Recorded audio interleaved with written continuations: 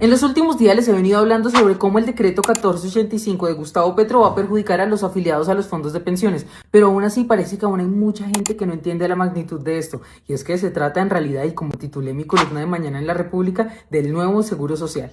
Este decreto es la estrategia perfecta de Petro para que quienes estamos afiliados a los fondos de pensiones nos asustemos y digamos, uy no, me voy corriendo a trasladarme a Colpensiones, pero ojo, no lo hagan, por favor, no se les olvide que Colpensiones funciona como una pirámide y que todas las pirámides caen. Y está previsto que esta pirámide de Colpensiones va a caer en 2060, sin embargo, con los efectos de los incrementos del salario mínimo con este nuevo decreto y con la reforma pensional puede ser muchísimo antes. Y les pregunto, cuando caiga esa pirámide, entonces, ¿quién va a pagar las pensiones? Además, los petristas están inventando que supuestamente este decreto le quita el subsidio que el Estado le daba a los fondos de pensiones. Eso es falso por una sola razón, porque nunca ha existido dicho subsidio. Lo que existía desde el 2015 y con toda la lógica del mundo era una obligación que tenía el Estado de hacerse cargo, de hacerse responsable por sus propias decisiones políticas. Y es que cuando subiera el salario mínimo por encima de la inflación y de la productividad, es decir, esa decisión política que tomara, pues ese excedente debía ponerlo en el fondo de garantía para pagar las pensiones de un salario mínimo. Pero pongámosle números a esto. En 2025 la productividad fue del 0.9% y la inflación fue del 5.1%.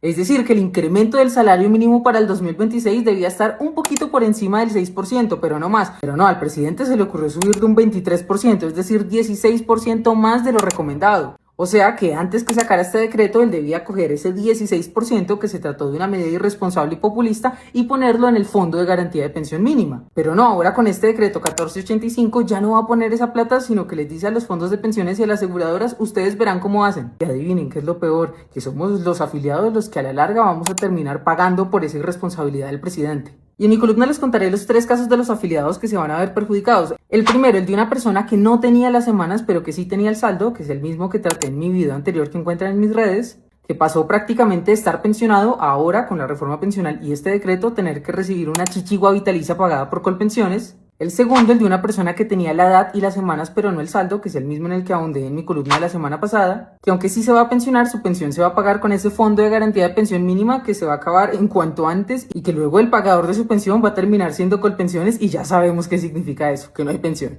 Y el tercero, el de un afiliado que no tenía las semanas, pero que tenía un saldo muy alto porque tenía buenos salarios y buenos rendimientos, que aspiraba a recibir una mesada, por ejemplo, de 5 salarios mínimos y que ahora, con este decreto y el incremento del salario mínimo, recibirá una mesada de 2 salarios mínimos. Y eso sin contar que todas las pensiones se van a quedar sin aseguramiento por invalidez o muerte. Pendientes a mi columna de mañana y a mis redes, que pronto les subiré más video explicando caso a caso. ¿Seguimos? No con mi ahorro.